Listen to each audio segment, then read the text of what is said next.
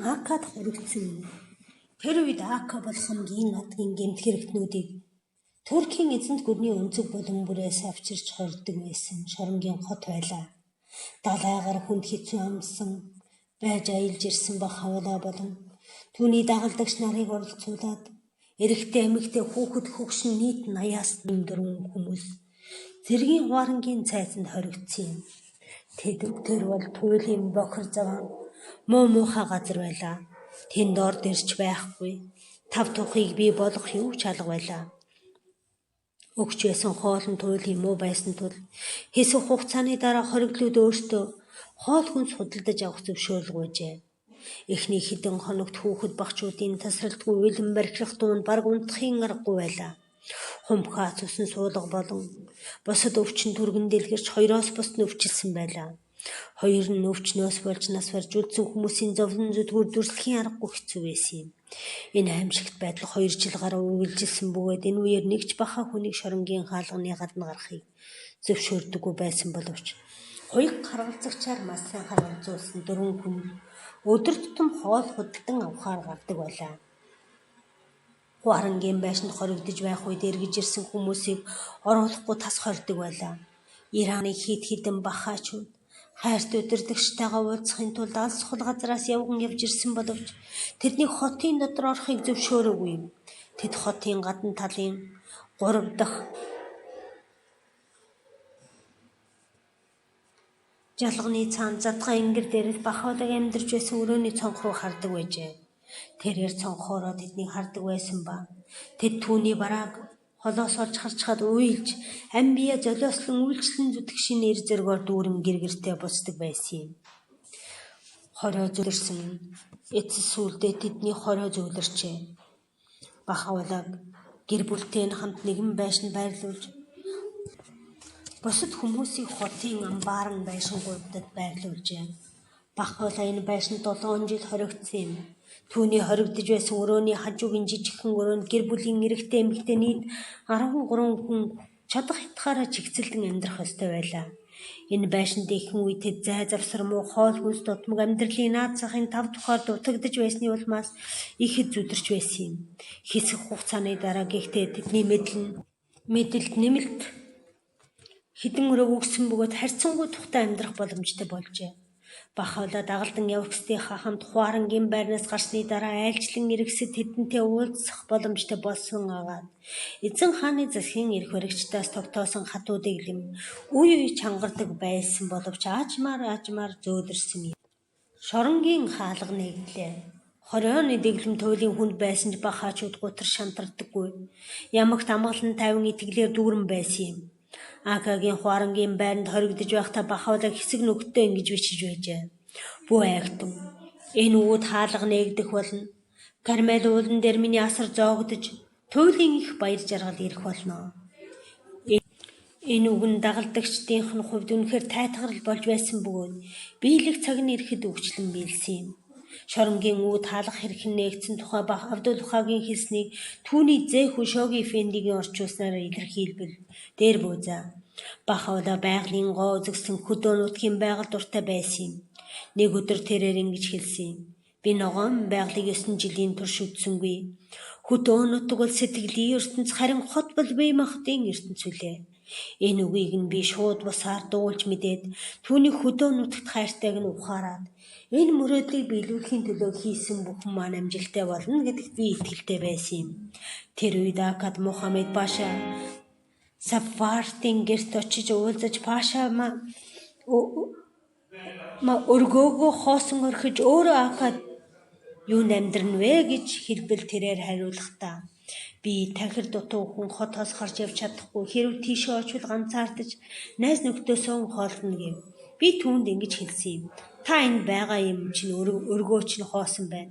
Түүнийгээ бидэнд түрээслэж тэр миний саналд ихэд гайхсан боловч удалгүй зөвшөөрсөн юм. Би байшин жилийн 5 фунтээр маш хямдхан түрээсэлж аваад 5 жилийн төлбөрийг шууд төлж гэрээ хийсэн билээ. Би өргөөг засварлаж цэцэрлэгийг нь янзалж халуун усны газар бариулахаар ажилчид илгээсэн юм.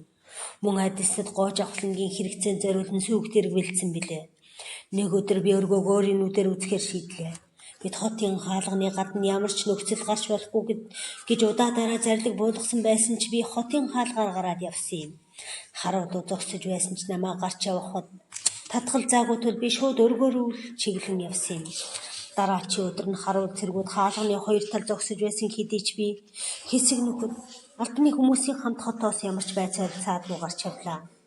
Бас нэгэн өдөр би цайрлага зохион байгуулж багч идэх шил мөст модны сүүдэр дор ширээ засч хотын нэр нөлөө бүхий хүмүүс болон албаны хүмүүсийг урьсан юм. Оройн бид бүгд хот руу цугтаа буцаж ирсэн билээ. Нэгэн өдөр адистад гоож авлангийн ариун орчинд нь очиж Мазрайдах өргөө болон түүний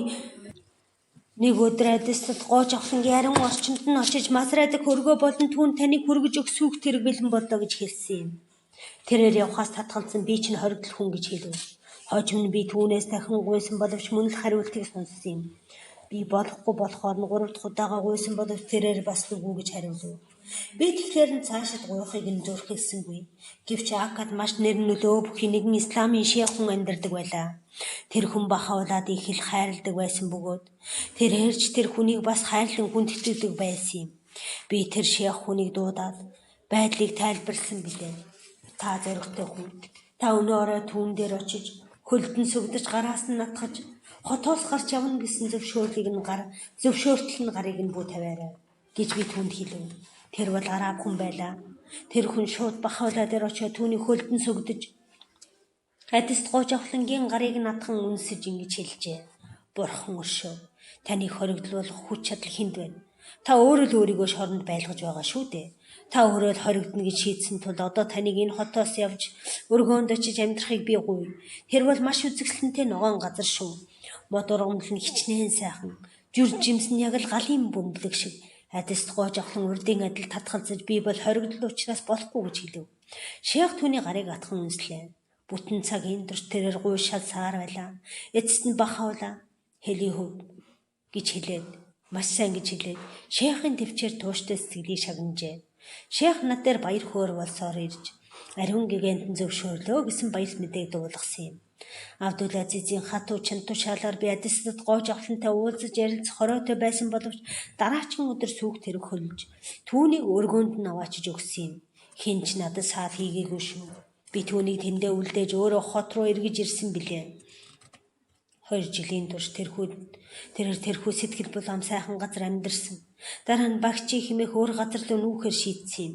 Тэр үед багчид нэгэн халдвар төвчин гарч байшингийн эзэн айсандаа гэр бүлээ аваад тэр газраас явсан бөгөөд байшингаа хэний ч хамаагүй гарт үлдээхэд бэлэн байсан юм.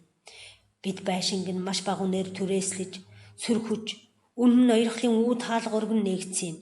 Бахаулаа хэдийгээр хоригдол нэртэй байсан боловч үнэн хэрэгтээ амьдралдаа нэр төртөөгөр бие авч эрх хэмсэг дээд хүн байсан бөгөөд асар их төсвөр төвчээр үзүүлсэн тул хүн бүхэн түүнийг хайрлаж хүндэлж Палестины удирдагч нар түүний нэр нөлөө хүч чадалд атаархдаг байсан юм. Захирагч Мутасарриф нар, генерал, орон нутгийн албат нар түүнтэй уулзахад завшааны хичээнгүлэн ирэн хүсдэг байсан агаад тэрээр ховорхон удаатал хүсэлтийг нь болгодог байлаа. Нэг удаа хотын зэрэгч нэгэн генералын хамт адис гоож авлантай уулзах тушаалыг дээд байгууллагаас авсан гэсэн үндслээр ийм завшааныг ирэн хүсчээ. Хүсэлтийг болгоосон бөгөөд цугэрсэн генерал нь маш тарган Европ байсан агаад тэрээр Бахаулагийн эрхэмсэг дүр төрхийг харан алмаарч хаалганы хажуу шалан дээр өвдөглөж суусан хэвээр үлджээ. 2 зочны алмайрлах байсан тул Бахаула тэднийг хид удаа наргилий татахыг урсны дараа л ухаан орж тамхиг авсан боловч уруулаараа жаахан хүргээд хажуу тийш нь тавьж гараа өгөхийн туйлын даруй хүлцэнгүй хүндэтгэлтэй байдлаар суусанд тэнд байсан хүмүүс гайхжээ. Ханд нөхдийнх нь хайр бишрэл албаны хүмүүс болон нэр нөлөө бүхий хүмүүсийн зүгээс үзүүлсэн анхаарал хүндэтгэл мөргөлчд болон үннийг эрэлжтийн тасралтгүй цуваа эргэн тойронд нь илэрч байсан бишрэл сүсэг болон үйлчилгээ буйны оюун санаа адис төгс үзэсгэлэнгийн эрх хэмсэг бөгөөд хаан хүний гимээр дүр төрх түүний зарлил үндэнгийн үр нөлөө түүний оргилон үнэн шав нарын тоо хэмжээ энэ бүхэн болбоос Бахаула бол хоригдол бос үнэн хэрэгтэй хаадын хаан юм гэдгийг гэрч болж байсан билээ. Хоёр дарангуйлагч хан, хоёр бүрэн эрэгт удирдагч түүний эсрэг хандаж байвч тэдний шоронд хоригдож байхдаа хүртэл тэрээр тэдэнд хамгийн тушаангуй байдлаар хандаж байсан агаад багчид тэр хунтай ажиллагаа адил амьдарч байсан юм. Тэрээр үнэнхүү хамгийн адгийн энэ шорон эдийн диваажин болон хувирчээ гэж олонтоо хэлдэг байв. Үнэхээр ч юм зүйлийг дэлхийн ертөнц бүтээгдснээс хойш хэн ч үзээгүй лээ. Багчи дах амьдрал хүнд хэцүү бэрхшээлээр дүүрэн анхны жилүүддээ ядуу зүдүү хатуу хүнд байдал бурхны хэрхэн мандуулахыг тэрээр үзүүлсэн шиг багчид амьдарч байсан хожмын он жилүүддээ алтар гаяваг олсон баян чинээлэг байдалтай бурхныг хэрхэн магтан мандуулахыг бас харуулсан юм. Хэдэн зуун мянган үнэнч дагалдагчид асар их хэмжээний мөнгө хөрөнгийг түүний гарт хандаг болгон өргөснийг тэрээр захиран зарцуулах ёстой байлаа. Багчи дах түүний амьдрал хэдийгээр хаан хүнийг шиг байсан гэх боловч энэ үгийг хамгийн эрхэндээ дутахаар нь материалын сүр жавтан буюу хэнцэр тансаг байдалтай байсан хэмээн ойлгож болохгүй юм. Адис гоо жавхлан ба түүний гэр бүлийнх нь туйлын энгийн даруй маягаар амьдарч байсан бөгөөд тэр айлд тансаг гоёлын төлөө мөнгө зарцуулна гэдгийг мэддэггүй байлаа. Гэрийнх нь хажуу цөсгтнүүд Рисван хэмээх нэртэй үзэсгэлэнтэй сайхан цэцэрлэгийг байгуулсан бөгөөд тэрээр олон өдөр бүр 7 хоног дараалан өнгөрүүлж шөнөдөө цэцэрлэг доторх нэгэн жижиг байшинд хоногддог байлаа. Заримдаа тэрээр нэлээд холч явдаг байв. Тэрээр Ака ба Хайлад хэд хэдэн удаа очсон бөгөөд нэг бус удаа Акагийн хооронд хоригдож байхдаа үрчлэн зөвгөн сүнчлэн Кармел уулан дээр асар майхнаа зассан юм. Ба Хавла ихэнх цагаа мөргөл бясалгалд өнгөрүүлж ариун судраг бичгэн бичиж сургаал бичгээ туурж амт нөхдийг оюун санаагаар боловсруулан гэгэрүүлдэг байв. Энэ хүү агуу үйлсэнд бүрэн эрх чөлөөг олгохын тулд Авдулбахаа бусад бүх ажлыг зохицуулж тэрч бүхэл мууланаар яруу найрагчид засгийн газрын гишүүдтэй уулздаг байсан юм. Тэд бүгдээр Авдулбахаатай уулзахдаа баяртай байсан бөгөөд түүний тайлбар айлдварт ямагт сэтгэл ханамжтай байдаг байсан юм.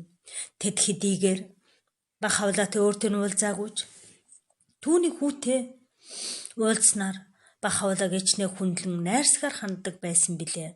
Учир нь Авдулбахаагийн төрөх байдал тэдэнд эцгийнх нь байр суурийг ойлгуулж чадсан юм. Дорн дахны нэрт судлаач Кембрижийн сургуулийн сүүлийн үеийн Эдвард профессор Г. Браун Бахавлаг багчид байхад 1890 онд ошиж уулзсан бөгөөд дараах байдлаар өөрийн сэтгэлийг бичиж үлдээжээ. Намайг дагуулж авсан хүн намайг гутлаа тайлах зур хэсэг хүлээ зогслоо. Дараа нь гарын түргэн хөдөлгөөнөөр тэрээр хөшгийг нээж намайг дотогш оруулан хөшгийг буулгалаа. Ингээд би нэгэн том өрөөнд ороод ирчихсэн байлаа. Өрөөний хоймор хэсэгт нэгэн намхан буудан байсан бөгөөд хаалганы эсрэг талд 2 юм уу 3 сандал тавьсан байв.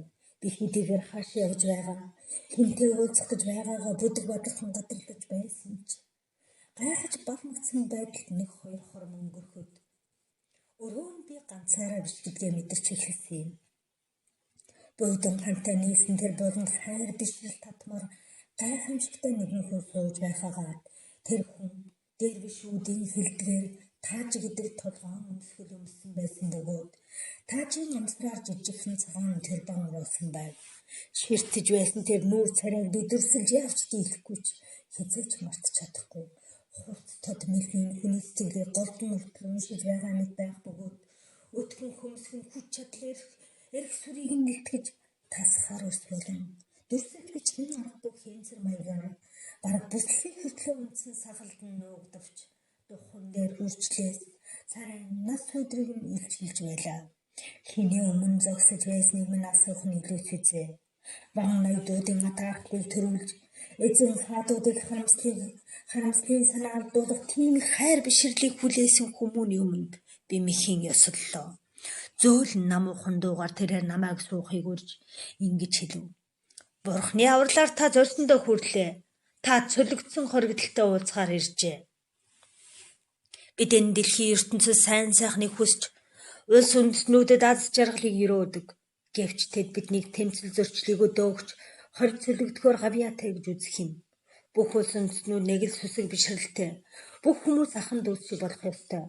Хайр хүндэтгэл эв нэгдлийн холбоо хүмүүний өрсийн хооронд бэхжиж Шашны ялгаа зөрчил зогсож үндэстэн ясны хоорондын тэмцэл халагдах ёстой. Ингэж бодоход юу болохгүй байна. Гэсэн ч ингэх болно. Үр ашиггүй эдгээр тэмцэл гайхамшиг таригч дайн дажин өнгөрч хамгийн агуйг тайван ирнэ. Европ та нарт энэ бас хэрэгтэй биш гэж үү? Христ ингэж зөвгөн айлдаагүй гэж үү? Гэвч манай хаад өдөрдөгч нар хүн төрлөختөнд аз жаргалыг авчрахын оронд хүмүүн төрлөختний устгах арга замаар илүү их чөлөөтэйгээр эд байлгаа хэмжүүлж байна. Энэ бүх тэмцэл цусаас орол зөрчил маргаан зогсох ёстой.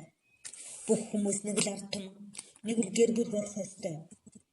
Хүн өөрийн орныг хайрласандаа биш харин бүх дэлхийг хайрласандаа алдаргаа бий болог. Миний санаа дурсаж байгаар бусад одон үгийн дотор би Бахаулагийн ийм л үгсийг дуулсан юм. Эдгээрийг унсан хүмүүс сайтар тунгаан бодож ийм номдод сургаал нүхэлтэй тэнцвүү. Эрийн холбоонд хүрэх үү. Дэлхийн ертөнцид эдгээрийг дэлгэрүүлснээр үр ашиг олох нь эсвэл алдан эндөрөх үү гэдгийг бодож олог. Аянчны хүүрнэл. Тэнгэрт хальсан инхүү Бахаулаа амар амгалантай байдалд насныхаа намрыг эдэлж байтал 1892 оны 5 дугаар сарын 29 тэрээр хижиг өвчин тусч 75 наснда тэнгэрт хальсан юм. Түүний туурвсан хамгийн сүүлийн сургаал бичиг дотор түүний гэрээсэн байсан бөгөөд түүнийг өөрийн гараар бичиж гарын үсэг тамгаа тавьсан байсан юм. Насан өөд болсноос нь хойш суухийн дараа ууган хүн гэрээслэр бичгийг нь лацыг гэр бүлийн гишүүд болон цаан хідэн анд нөхдийн дэргэдний богинохон боловч гайхамшигтай баримт бичгийн агуулгыг зарласан юм. Уг гэрээслэлээс авдуулахаа эцгийнхээ төлөөлөгч бөгөөд түүний сургаалыг номлон тайлбарлагчаар томилогдож Бахаулагийн гэр бүлийн төрөл садан ба сүсгтэн олон авдуулахад хандан Андорхагийн үеийг дагах ёстой болсон юм. Энэ гэрээслийн ачаар альва хагарал бутрлаас аврагдаж үйл хэргийн нийтлэх хамгаалагдсан юм. Бахаулагийн зөнж мэрэгэн мөн чанар. Бахаулагийн зөнж мэрэгэн мөн чанарын талаар тодорхой ойлголттой болох нь чухал билээ. Түүний үг айлдварыг бусад тэнгэрлэг тодруулагч нарын үг айлдварын нотлох хоёр хувааж болох юм. Нэгэнд нь тэрээр бусад хүмүүст хандан хэлэх сургаалыг Бурханаас хүлээн авсан хүний хувьд айлдаж байхад нөгөө нь тэрээр Бурханыг өөрийг нь төлөөлөн үждэг юм. Китабыг ан тэрээр бичгтээ. Мөнхийн ариун гэгээн их булгаас ундран цацрах гэрэлтэлч бүрн хоёр байр суурьтай гэж бид өмнөх хуудсуудад нэгэнд батлан хэлсэн билээ. Тэдгээр байр суурийн нэг нь амин чухал эвнэглийн байр суурь бөгөөд бид тэдний хооронд ямар ч ялгаа гаргахгүй тайлбарлсан билээ. Нөгөө нэг байр суурь нь ялгааны байр суурь бөгөөд энэ нь бие дорчлон болон түүний хязгаарлагдмал чанартай хамаатай зүйл юм. Энэ утгаараа Бурхны тодруулагч бүр өөр нэрээр алдаршиж ямар нэгэн онцгой шин чанарыг илэрхийлж ямар нэгэн тодорхой ариун үргийг хэрэгжүүлж тодорхой нэгэн үдэл нээлтийг айлддаг болгоо. Тэрээр хэлсэн зарим шавнаар яга бусад шавнараас давуу байхыг бид сойрхсон билээ. Заримтай нь Бурхан харилцсан ирж заримыг нь тэрээр дээш өргөн дэвжээсэн байдаг. Түүнчлэн бид Маригийн Есүс тодорхой шинж тэмдгийг олгож түүний ариун сүнсээр бэхжүүлсэн юм. Коран 2:253. Ийхүү тэдний нэгэн нэгдмэл чанар болон Тэнгэрлэг ангижралын үүднээс авч үзвэл Тэнгэрлэг эрхэмдээд Тэнгэрт дангаар орших дотоод мөн чанар зэрэг Бурхны шинж чанар ахуй тэдгээр мөн чанар болсон элч нартай холбогдсон илэрчж байна. Учир нь тэд бүгд л Тэнгэрлэг үүдэл нээлтийн хаан ширээн заларч Тэнгэрлэг нууцын суудал суусан бөлгөө. Тэд залран тодорсноор Бурхны үүдэл нээл нээгдэж тэдний өнгө зүсээр Бурхны гоо үзэсгэлэн танигддаг ажгүй. Тийхүү Тэнгэрлэг ахын эдгээр тодруулагч нарын өмнөөс Бурхны өөрийнх нь үг айлдар ундран гарч байгаа болов. Тэдний хоёр дахь байр суурийнх нь үүднээс өөрөөр хэлбэл тэдний ялгаа, онцлог, бодит хязгаарлагдмал чанар, шинж төрөх ба хэм хэмжээний байр суурийнх нь үүднээс авч үзвэл тэд буян үйлдэх туйлын үзэл санаа, амьдралд нь тохиолдох хасар их зовлон гачигдал ба өөрийгөө бүрэн огоорсон сэтгэлийг илтгэж байдаг юм. Тэрээр айлдахдаа би бол бос Бурхны зарц боол, би бол бос та нарын хүмүүн буюу гэж хэлсэн байдаг. Бурхны эдгээр тодруулагчийн хинж Би бол бурхан гэж зарлан тунхаглах хаваас тэрээр үнэнхүү үнэн үерсэн болох бөгөөд үүнд эргэлзэх зүйл огтгүй болно. Учир нь тэдний үүдэлнэл тэдний шин чанар алдар нэрээр дамжин бурханы үүдэлнэл бурханы алдар нэр шин чанарууд нь дэлхийн ертөнцид тунхаглагдаж байдаг гэдэг нь олонтой давтагдж нотлогдсон билээ. Тинхүү тэрээр айлцсан тэдгээр цацраг нь чинийх бус бурханыг бүлгөө. Тэг Коран 8:17 тэрээр мөн хэлэхдээ үнэн хэрэгтэй чамд үнэнчээ тангарагла гэсэд чухамгүй бурханд үнэнчээ тунхагласан хэрэг юм. Коран 48:10 гэсэн байна. Тэдгээр тодруулагчдын хэн нэгэн би бол бас бурхны элч хэмээн дуу хоолойгоо гаргавал тэрээр хэлэхдээ Мухаммед та нарын дунд ямар ч хүний эцэг биш гэвч тэрээр бурхны элч болоо гэжээ. Энэ үүднээс шинжиж үзвээс тэд бол тэрхүү хувиршгүй мөн чанар болсон төгс хаан эзний элч нар бүлгөө. Хэрв тэд би бол зөнч мэрэгдийн түлхүүр болоо гэж бүгд зарлуус тэд үнэнхүү бүдгхэн сүудэр төдий ч эргэлзэх зүйлгүй үннийг хэлсэн хэрэг билээ. Учир нь тэд бүгд нэг л хүмүүн, нэг л сэтгэл санаа, нэг л сүнс, нэг л ахуй, нэг л үүдэл нээлт юм. Тэд бүгд эхлэл ба төгсгөл, анхны ба эцсийн, үзэгдэхгүй ба нуугдмал гээд сүнсний дотоод сүнс хийгээд мөн чанаруудын мөнхийн мөн чанар болсон түүнд хамаарах бүхний тодрол илэрхийлэл билээ. Тиймээс тэд бид бурхны шадар зарчнаар болоо гэж хэлбэл энэ нь тодорхой бөгөөд маргашгүй үнэн баримтуулна. Яагаад гэвэл тэд залран тодорхтой ямар ч хүний үзүүлсэн үл чадах тийм их буян үйлдэж үйлчлэх туйлын сэтгэлийн илэрхийлэл болж чадсан билээ. Тинхүү ахуй энэ хүмүүн чанар бологсод өн эрдний ашид мөнхийн гигэн чанарын тэнгис талаад яроо думбаж шумбаж байхдаа эсвэл тэнгэрлэг нууцсан нэгэн сүрлэг өндөрлгөөс дүүлэн тэнүүчилж байхдаа өөрсдийн альцсан үгийг тэнгэрлэг дуу хоолой буюу бурхны өөрийнх нь дуудлага хэмээн зарлаж ирсэн юм. Мэргэн гэрхаа бэлгийнүүдээ нээж сайтрааж бас ийм их агуу байр суурийг эзэлсэн адлаа бүхнийг захирагч тус хаар тотногч бурхны өмнө тэд өөрсдийгөө туйлын өчүүхэн дорой хэмээн үзэж байсныг хүлээн зөвшөөрөх. Тэд өөрсдийгөө юу ч биш. Өөрсдийг нь тэрхүү өргөөн дурсах явдлыг бурхныг үл хүндэтгсэн зүйл хэмээн үзэж ирсэн гэж би бодно. Учир нь ийм өргөөн би үзлийн өчүүхэн ч гэсэн шивнэ бол өөрийн эрхийг дөвийлгэх тусгаар тогтнохын нотлохоо юм. Тэрхүү өргөө нэвтрэгсдийн үзэлд ингэх нь харамсалтай нүгэл гин болдог ажээ. Түүний байх орчинд түүнөөсөө зүйлийг дурсаж дурдах хүний зүрх сэтгэл хэл яриа оюун ухаан сэтгэл зүрх нь хамгаас хайртаас өөр зүйлийн хойноос завгүй хөөцөлдөж хүний мэлмийн түүний гоо үзэгсэнгээс өөр зүйлийг ширтэж хүний сонор түүний дуу хоолойноос өөр аялгауг шимтэн сонсож хөлн түүний замаас өөр замаар алхан гэлдрвэл юутай илүү харамсалтай болох вүлээ. Энэ өдөр бурхны сэв шэвлээж түүний сүнс бүхэл юмсыг эзэмджээ. Түүний буян гიშгийн ундрал ийм ариун тул үзэг биер хөшиж үг хэл дуугарах чадалгүй болно. Энэхүү байр суурийн буйнаар тэд өөрсдийгөө тэнгэрлэг дуу хоолой гэх мэт нэрлэж ирсэн бол элчийн байр суурийн үүднээс тэд өөрсдийгөө бурхны элч нар гэж зарлаж иржээ. Тохиолдол бүрт тэд тухайн үйл явдлын шаардлагад нийцэх айлдварыг дуусгаж эдгээр тунхаглалыг өөрсөдтэйгөө холбож эдгээр тунхаглал нь тэнгэрлэг үүдэл нээлтийн орчноос авахуулаад орчлон дэлхий тэнгэр орчлонгийн эхлээд газар дэлхийн оршин тогтнол хүртэл хамарч байдаг юм. Тиймхүү тэдний айлдсан айлдвар бүрэн тэнгэрлэг орчлон эзэн тэнгэр зөнж мэргэн элч асран тэтгэж анхны шав буян үйлчилгээнд хамааралтай бүхий л айлдвар нь өчүүхэн ч гэсэн эргэлзээ төрөхл уд үндэсгүй үнэн юм.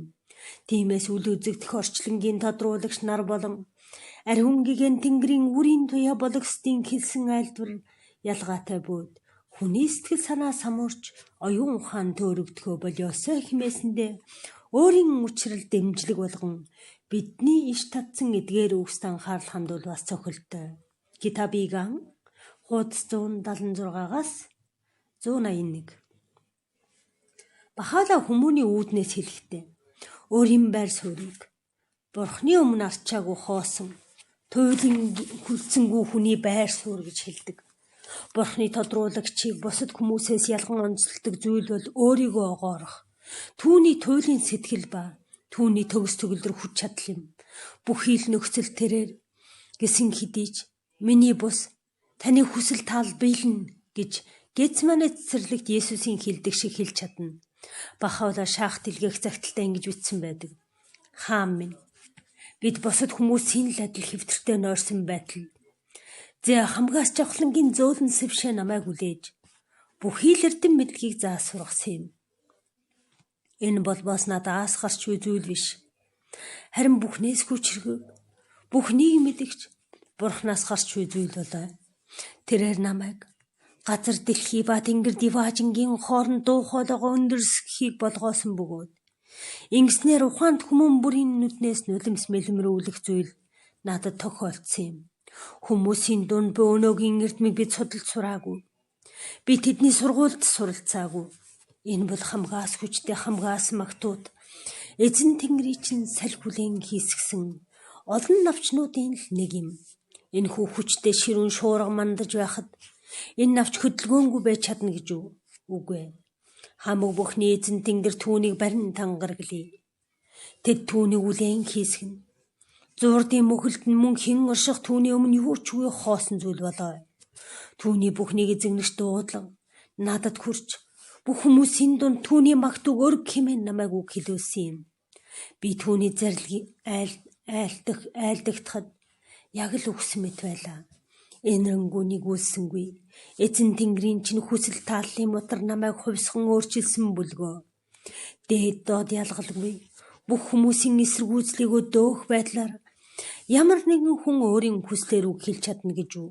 Үгүй. Бирэнд мөнхийн нууцыг зааж сургасан. Түүний нэрийг барин тангараглая. Бүхнээс хүчрэхийг хамгаас чадaltaй. Түүний буян гişгээр бэгдсэн түүнийг аврагтун. Лаурхи султан. Персийн хаан дэлгэсэн загтал.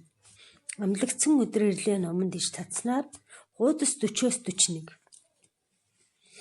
Есүс хутагч шав нарынхаа хөлийг угааж өгдөг байсан шиг Бахаула заримдаа дагалдагч нарынхаа хоол ундыг хийж бусад доорд ажил үүргийг нь гүйцэтгэж өгдөг байжээ.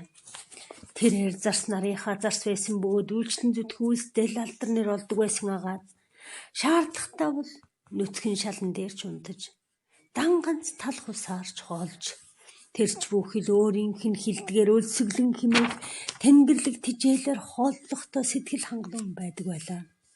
Байгаль дэлхий хүмүүний мөн чанар ялангуяа ариун гигантэн зөнч мэргэн амбие золиослогсдын хайлан биширдэг байсан юм. Түүний төгс даруй байдлыг илтгэж байсан юм. Түүний хувьд хамгийн багаас хамгийн том хүртэл бүхэл юм бурхны шинж тэмдэг байсан билээ. Түүний хувь хүний мөн чанарыг бурхан тэнгэрлэг айлдагч биер хэмээн сонгон авсан юм. Тэрээр хосгүй их бэрхшээлийг даван туулах болсон өөрийнхөө хүсэл таалаар бусад байлаа. Есүсийн хэлснээр эцэг минь хэрв боломжтой бол энэ айгыг надаас зайлуулж өгнө үү гэдэг шиг Бахаула өөрөө нэгэн айлдагч илтгэгч хүмүүн байсансан бол бид өөрсдийгөө ийхүү хүмүүсийн зүгээс хяналт доромжлол гүтгэлэг гүжирдэлтэнд өртүүлэхгүй байх байсан билээ гэжээ. Гэвч тэнгэрлэг дуудлага тод бөгөө туш хангу байсан тул тэрээр түн захирагдсан юм. Тийхүү бурхны хүсэл таал түүний хүсэл таал болж бурхны таашаал түүний таашаал болж хуурсан бөгөөд гэрэлт сэтгэл хүлцэнгүй байдлаар ийхүү тунхагласан юм. Үнэн хүү би хэлий. Бурхны замналд учрах бүхэн болвоо сэтгэл санааны эрхэм мөрөөдөл бөгөөд зүрхний эрхэм хүсэл юм. Түүний замналд амсах бүхлийн хор болбоос цэвэр нандин балбурам энэ замд учрах зовлон бэрхшээл бүхэн болбоос болор тонголог усны дусал юм. Бахаула чонын бэлтрэг дэлгээх сургаал бичиг хууд саргандлоо. Бидний дурд санчлан бусад тохиолдолд Бахаула Бурхны нэрийн өмнөөс ярьдаг. Ингэж айлдаж байхдаа түүний хувийн мөн чанар бүрэн уусаж, бүрэн мөсөн орхигддог. Түүгээр дамжин Бурхан өөрийн бүтээл хамаг амьтантай харилцаж, өөрийн хайрыг тэдэнд таниулж, өөрийн шин чанарыг зааж сургадаг. Өөрийн хүсэл тааллыг мэдэгдэж, тэдний дагаж мөрдөх, даган мөрдөх өөрийн хуулийг зарлан тунхаглаж тэднийг үнэн чахаар буян үйлчлэгэнд урайлан дуулдаг юм. Бах хавлагын сургаал бичмэл уг айлтур нэг хэлбэрээс нөгөө үе шилжиж байдаг. Заримдаа хүн ярьж байгаа мэт дараа нь ямар завсралгүйгээр бурхан нэгдүгээр биеэс ярьж байгаа мэт болдог. Хүний байр сууриас айлдаж байхдаач бах хавла бурханы элч шиг бурханы хүсэл таал бүрэн дүүрэн өөрийгөө зориулсан хүний амьд жишээ мэт ярьдаг. Түүний бүх хийл амьдрал бол ариун сүнсээр амьдран тэтгэгдсэн юм. Тиймээс бах хавлаг амьдрал сургаалдах хүмүүний болон тэнгэрлэг шин чанарын хооронд ямар нэгэн огцом ялгаа гарах нь боломжгүй юм. Бурхан түүнийхүү айлджээ. Хилэгтэн миний сүм бурханы сүмээс өөр юу ч харагдахгүй. Миний гоо үзэгсэн түүний гоо үзэгсэнгээс юу ч үгүй. Миний бие түүний биеэс өөр юу ч үгүй. Надад түүнээс өөр юу ч үгүй бөгөөд миний хөдөлгөөн бол түүний хөдөлгөөн. Миний хүлээн зөвшөөрөл бол бас түүний хүлээн зөвшөөрөл ба миний биерэнд эрхэм нандин өргөмжөдөө түүний биерээс өөр юу ч үгүй. Хилэгтэн миний сэтгэлд үннээс өөр юу ч оршиж байгаагүй агаад миний дотор бурхнаас өөр юу ч эс харах болгүй. Суратул хайка хуудас 30. Түүний ариун үүрэг. Энэ ертөнцид бах хавлагын заларсан зориг болбоос эв нэгдлийг авчрах бурхан бөгөөд бурхнаар бүхий л хүн төрлөختний нэгтгсэн эв нэгдлийг авчрах явдал юм. Тэрээр инхүү айлдсан минь. Эрдэм мэдгийн модноос ургасан хамгаас гайхамшигт үржимс болбоос ийм өргөмжөд үг бөлгөө. Та нар бүгд болбоос нэг л модны үржимснүүд, нэг л мөчрийн авчнууд зөвхөн эх орноо хайрладгаараа ямар ч хүмүн өөртөө бүү бардаг. Харин өөрийн төрлийг хайрладаг тэр хүн бадртах бай. Өмнөх үеийн зөнч мэрэгд газар дэлхий дээр инх тунх амьдрал тогтож хүмүүсийн дунд сайн санаа дэлгэрнэ гэдгийг урдчлан хэлсэн бөгөөд тэд энэ үеийг түргэн ирүүлэхийн төлөө өөрсдийн амьдралыг зориулсан билээ. Гэвч тэд бүгдээрээ хэлэхдээ энэ бүхэн гагцхүү хожмын өдрүүдэд эзэн тэнгэр залрахад л биелж муу санаат нь шүүгдэж сайн санаат нь шагнагдана гэж тодорхой айлдсан бөлгөө. ертөнцийг аврагч муу ерийн сүнс ахлын мааныг даван дийлж буян баянг тавны ноёрхлыг тогтоох шах бахрам 3000 жил үргэлжлэх тэмцэл зөрчлийн дараа ирнэ гэж Зороастр урьдчилан хэлсэн билээ. Мосе зөгнөн хэлэхдээ Израилийн урсад шорон цөллөгт удаан жил өнгөрүүлж хяхан хавчигдж дарлагдан зовсны дараа эцдийн эзэн тэнгэр заларч тэднийг бүхэл улс үндэстнүүд дундаа суглуулан дарлагчдыг устгаж өөрийн ханилг улсыг газар дэлхий дээр байгуулна гэсэн юм. Христ айлцсан би дэлхий рүү инх тайвныг илгээх гэж ирсэн хэмээн бүү бод. Би инх тайван бус харин сэлэм илгээх гэж ирсэн юм. Үүгээр Христ эцгийнхээ алдраар хүмүүний үр залран ирэх хүртэл дайн дажин зовсон зүдгүүрийн үе үргэлжлэнэ гэж айлдан зөгнсөн билээ. Мухаммед Иудэчүүд болон христчүүдийн гимнүглээс болж Аллах тэнгэр тэдний хооронд дайсагнал үзэн ядах сэтгэлийг суулгаж энэ нь тэрээр бүхний шүүхээр залран ирэхэд сэхэрэлтийн өдөр хүртэл үргэлжлэн хэмээн зарлан тунхаглажээ. Харин нөгөө талаас бах хавла тэр бээр болбоос эдгээр бүх зөнч мэрэгдийн амлсан нэгэн бөгөөд инх тайвны хаанчлал бодитоор тогтох эргэн үеийг авчрагч тэнгэрлэг тодруулагч юм гэж тунхагласан юм. Энэ мэдэгдэл бол урд өмнө сонсогдож байгаагүй онцгой өвөрмөс мэдэгдэл агаад цаг үеийн шиш тэмдэг бөгөөд агуу зөнч мэрэгдийн зөгнөл айлдвартай энд үйцэж байгаа юм. Бах хавла хосгүй тодорхой бүрэн дүүрэн хилээрээ хүн төрлөختний инх тайван эмнэгдлийг авчирна гэдэг ямар утга учиртай болохыг тайлан нээсэн билээ. Бах хавлаг тодорсноос хойш өнөө хүртэл урд өмнө үзэгдэж байгаагүй ихээр дайн дажин гам шиг сүрэл гарч байсан үнэн билээ. Гэхдээ чухамдаа эзэн тэнгэрийн агуу бөгөөд аимшигт өдрийн үүр гэгэрэх үед ийм л юм болно гэж бүх зөнч мэрэгд зөгнсөн бөгөөд ингэснээр эзэн тэнгэр залрах нь удахгүй болох явдал төдийгүй нэгэнд биелсэн баримт гэдгийг харуулж байна. Христийн зүйрлсэнчлэн үзэгсэн цэцэрлэгийн эзэн тэнгэр эхлээд муу санаа тариачдыг өрөвдөлтөй явуулдаг.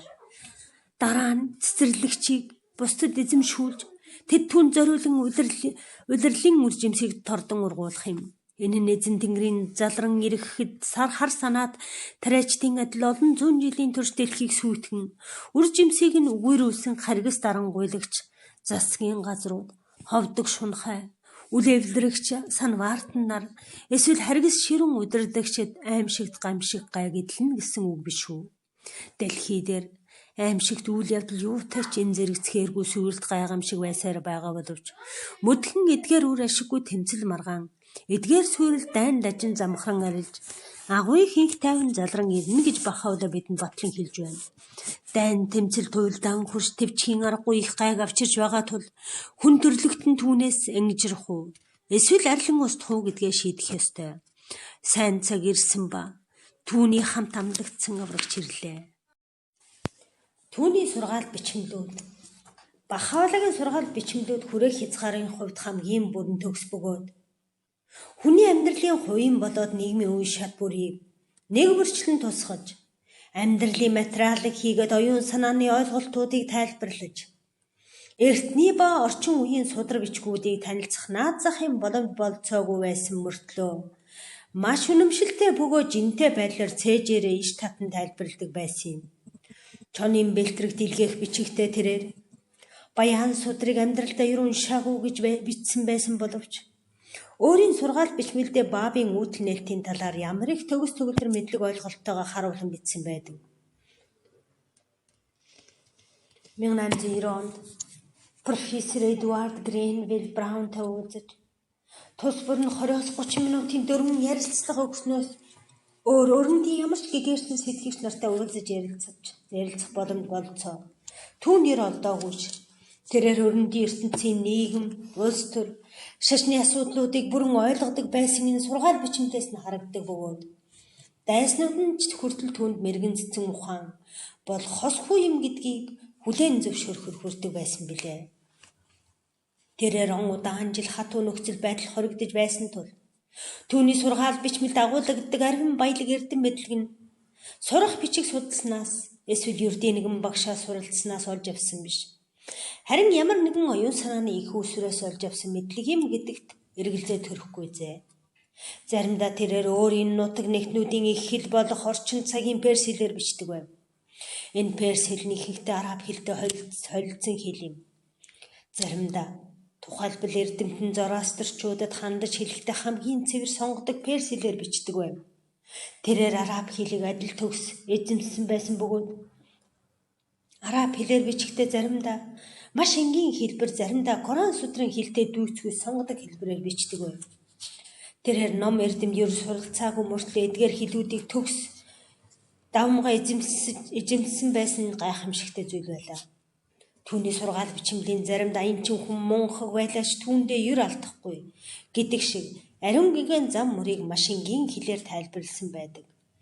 Гэтэл зарим сургаал бичмэлд нь яруу найрагч гүн ухаанч эрдэмтэн хүн л зүй ёсоор үнэлэн дүгнэж чадах яруу найргийн зүйрлэл төсөөлөл философийн гүн гүнзгий сургаал Ислам, Зороастр болон бусад шашны судар бичигт хийгээд перс араб уран зохиолын бүтээл домог түүхүүдээс дүрцэн хэсэг ариун их байдаг. Харин бусад сургаал бичмэлдээ тэрээр оюун санааны амьдралын дээд үе шатуудын талаар бичсэн байдгийг зөвхөн эхний үе шатуудаас давсан хүмүүс л ойлгох чадвартай юм. Түүний зохиол бүтээлүүд гэдэг бол жинхэнэ ёсоор үннийг эргэж хүмүүсийн бүхэл шаардлага хэрэгцээ таашаал сонирхол нийцүүлсэн тансаг ариун эдээ худаагаар дүүрэн ширээл угаадал юм. Чухамдаа ийм учраас Бахаулагийн үйл хэрэг эрдэмтэн мэрэгэн өндөр соёл боловсралтай хүмүүс оюун санаалаг яруу найрагчид болон алдар суутай зохиолчдын дунд маш их хүч нөлөөтэй байсан билээ. Тэрч бүхэл суфи болон бусад урсгалын тэргүүлэгчид ба зохиол бүтээл бичдэг байсан улс төрийн зүтгэлтнүүд түүний туйрвал бүтээлд их татагдж байсан юм. Учир нь тэдгээр нь тансаг уран хэл оюун санааны гүн гүнзгий утга төгс байдлаараа бусад бүх зохиолчдын бүтээлүүдийг хавьгүй холдовж байсан юм. Бахайн үзэл санаа Алс холын Ака хотод хоригдож байсан хэдий ч Бахаула тэндээсээ зөвхөн төрлөх перс орныхоо төдийгүй дэлхийн ертөнцийн сэтгэл санаа голд нь ортлоо долиглуулж байсан юм. Түүнийг болон итгэн дагагчдыг амьдруулан тэтгэж байсан тэрхүү үзэл санаа ээлдэг зөөл тэсвэр төвчээр төгс байсан боловч гайхалтай их хүч хязгааргүй агуу чадал тэнхээтэй үзэл санаа байсан юм. Тэр нь боломжгүй санагдаж байсан бүхнийг бүтээн биелүүлж хүний мөн чанарыг өөрчилсөн билээ. Түүний өрнөлөөн татагдсан хүмүүс цоошин хүн болжээ. Тэд хайрвал, сүсэг бишил, ориглон тэмүүлэг олж түүнтэй жинхэнэ харьцуулах юм бол газар дэлхийн баяр жаргал уй гашуу бол тоос шороо мэд тэдэнд санагдаж байлаа. Тэд бурхан тэнгэрт сүсгэлэн итгэж аимшиггүй зориг хүчиг өөрсдөө агуулж байсан тул туйлын тайван амгалан байдлаар үгүй бүр баяр баясгалантайгаар насан туршдаа зовлон зүдгүүр хэвлэх эсвэл харгас хэсгээр амар өвдөх хувь тавилангаа өгтөн авдаг байсан юм. Хамгийн гайхамшигтай нь гэвэл тэдний зүрх сэтгэл шинэ амьдралын баяр баясгалангаар бэлхэж байсан тул дарлан зовоогчдоо хар мууг санан өшөөвөх бузар бодол төрөх зай завсаргүй байсан юм. Тэд хүчирхийлэл өөртөө хамгаалан тэмцэх явдлаас бүрэн татгалзаж харин ч хувь тавиландаа баярлаж энэхүү шинэ гайхамшигтай үйлдэл нээлтийг хүлээн авч түүний үннийг гэрчлэхийн төлөө амьдралаа зориулах цусан урсгах хувьтайдаа өөртөө хамгийн азтай хүмүүс гэж бодож байсан юм. Эрхэмдээд өнмөнхийн хамгаас хайрт бурхан хүмүүний хилээр тэдэнтэй ярилцаж тэднийг өөрийн шадар зарснаар амт нөхөд гэж нэрлэж өөрийн ханилг улсын газар дэлхий дээр байгуулан тогтоож дайн дажин тэмцэл маргаан талхлагдан цочирдсан дэлхийн ертөнц инх тайвны үнэлт баршгүй их буян гიშгийг авчрахаар ирсэн тул тэд баярлан цэнхээсөөр аргагүй байсан бизээ. Бах хавлагийн тэдгийн амьдруулсан шашин шүтлэг ийм л байлаа. Тэрээр баабын зөгнөн альцсан ёсоор өөрийн ариун үргийг зарлан тунхаглаж түүний өмнөх агуу хилчийн нэр их хөдөлмөрийн ачаар түүнийг морилон ирсний хүлээн зөвшөөрөхөд бэлэн. Өөрсдийн мухар сүсэг, атхаг үзлээс ангижирсан, цэвэр ариун зүрх сэтгэл, нээлттэй саруул аюун ухаанаар бурхнаас хамлагдсан алдрыг тодруулагчийг хүсэн хүлээж байсан мянган хүмүүс байлаа. Бахавла туйлын ядуу зүдүү гав гинжин дөнгөлүүлчихсэн амьдралын хатуу хүнд нөхцөл эдэлж амсаж байсан зовлон дарамжлан эзэн тэнгэрийн оюун санааны алдрыг тэдний нүднээс нууж чадахгүй байлаа. Үгүй газар дэлхийн эдгээр харанхуй нөхцөл байдал нь түүний жинхэнэ сүр жавхлан уламжлалт тодтгон харуулж байсан юм. 4-р бүлэг Авдуулха бахан зарц. Миний ахуйн далай ширгэж миний үдэл нээлтээ сударж арга хаваас өнөртний үндэсээс мөчрөлсөн бурхны томилсон түн рүү хандах тун Бахавла Китабаятаас багнаас хожим Авдуулха хэмээх өргөмжлөгдсөн Аббас Эфендийн Бахавлагийн ууган хүү байлаа. Тэрээр 1844 оны 5 дугаар сарын 23-ны шөнө дундаас өмнөхөн Баха бөөрийн ариун үргээ тунхагласан яг тэр шөнө Тегеран хотод мэндэлжээ. Авдуулха 9 настай байхдаа эцэгтэй үнж хайртай байсан бөгөөд тэр үед эцгийг нь Тегераны гянданд хоржээ. Зандалчид гэр орныг нь тонн дээрэмдэж тэдний хэд хөрөнгөө бүрэн алдаж ядуугийн туйлд хүрсэн байлаа. Нэг өдөр шоронгийн хашаанд орж хайрт эцгийг салхинд гарах үеэр нь харах зөвшөөрлөлдсөн тухайга Авдуулха хууршлан ярьсан. Бахавла тэр үед аимшигтай ихээр өөрчлөгдөж бараг явах чадалгүй болтлоо сулдан доройтсон байжээ. Үс сахлан ширэлдэж хүнд төмөр гинжин даруулснаас болж хоолой хүзүүн хавдаж шархалсан. Гав гинжиндээ дарагдан нуруунд бүгдийсэн байжээ. Энэ явдлыг нь хараад өрөвчд сэтгэлдээ жаал хүүгийн ухаанд хизээч арилахгүй сэв суужээ. Багдадад амьдарч байсан анхны жил буюу Бахавла өөрийн ариун үргээ нээлттэйгээр тунхаглахаас 10 жилийн өмнө тэр үед ердөө 9 настай Авдуулха хур цоргоо ухаанаараа эцгийг баавчуудын хүсэг хүлээж байсан амлагдсан элч гэдгийг аль хэдийн нэн ухаарсан байжээ. Түүнээс хойш 60 орчим жилийн хойно үүнийг хэрхэн бүхэл биеэрээ мэдэрсэн тэр агшин мөчийг ингэж дурсан тайлбарлсан байна. Би болбоос адис төгс үзэсгэлэнгийн шадрыг зарцуулъя. Багдадад би хүүхэд байлаа. Чухам тэр үе тэр газар тэрээр надад өөрийн сургаал үгийг айлдаж би түүнд итгэсэн. Түүнийг сургаал угаа надад хилэнгүүд би ариун өлмөдөн сөвдөж түүний зам мөрд өөрийн цусыг өргөн барихыг түүнээс залбирэн гуйсан. Золиослол. Энэ үг надад юутай тансаг амттай санагддаг гэж. Үүнээс илүү агуу буян гişиг надад үгүй. Түүний төлөө энэ хоолойгоо гинжлүүлж, түүний хайрын төлөө энэ хөлөө хөлүүлж, Түүний үйл хэргийн төлөө энэ бие тамлуулж тэнгис далайн гүн ёроол живүүлэхээс илүү алдар авъя гэж надад үгүй санагдана. Үнэн хэрэгтээ бид болбоос түүний чин үнэнч хайрлагч нарын бол үнэн хэрэгтээ би түүний чин үнэн шадар зарц юм бол өөрийн ам амьдралыг өөрийнхөө хамаг бүхнийг түүний адислал босгон зориулан золиослох ёстой билээ. Мирза Ахмед Сохрабын өдрийн тэмдэглэл 1914 оны 1-р сар. Яг энэ үеэс эхлэн анд нөхтөн түүнд Бахаулагаас хайрсан Бурхны онцлог гэсэн өргөмжлөөр нь дууддаг болжээ. Чухам хүйн нэрээр тэрээр Багдадад амьдарч байх үед олон далдарсан байлаа. Эцэг нь аглаг хээр газар руу 2 жилээр явхад Аббас сэтгэлээр туйлын хүнжээ. Түүний цорын ганц тайтгарлан Баабын сургаал бичгүүдийг хуулан бичиж гой тондоо цээжлэн тогтоож ихэнх цагаа ганцаарчлан бясалгалахад зориулж байв. Эцэг нь эргэж ирэхэд хүү баярлан жаргажээ. Залуу нас тэр үеэс хойш тэрээр эцгийнхээ хамгийн ойр дотны нөхөр мөн хамгаалагч нь болсон байлаа. Хэдийгээр нас залууч гайхалтай мэрэгэн цэцэн ухаанаа харуулсан бөгөөд эцэгтэй нууцах гэж ирсэн үе түмэн хүмүүсээс ярьцлага авдаг байжээ. Хэрв тэд үнэхээр үннийг ярьж хайх гэсэн ирмэлзэлтэй байвал тэднийг эцэгтэйгээ уулзуулдаг. Харин өөр зоригтой байвал Бахаулаг хохирохыг тэдэн зөвшөөрдгөө байв. Олон ч удаа тэрээр иймхүү зочин гүйцэтгэж тавьсан асуултанд хариулж бэрхшээлийг нь шийдвэрлэхэд нь эцэгтэй туссан юм. Жишээлбэл Али Шаукат Паша хэмээх Сирк суфичүүдийн толгойлогч хүн Исламын нэгэн сударт байдаг. Би болбоос далд онцог гэсэн үгийг тайлбарлахыг хүсэхэд Бахаулаа Бурхны онцог Аббас руу харж тайлбарыг бичиж өгөхийг хүсжээ.